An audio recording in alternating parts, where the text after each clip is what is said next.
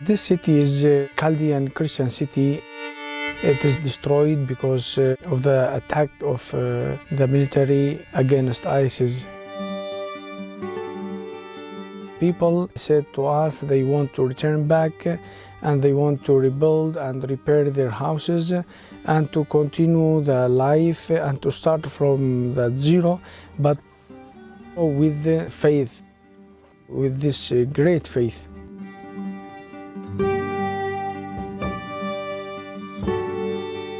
The question is not help or not help, but to be or not to be. And you are helping us to be here.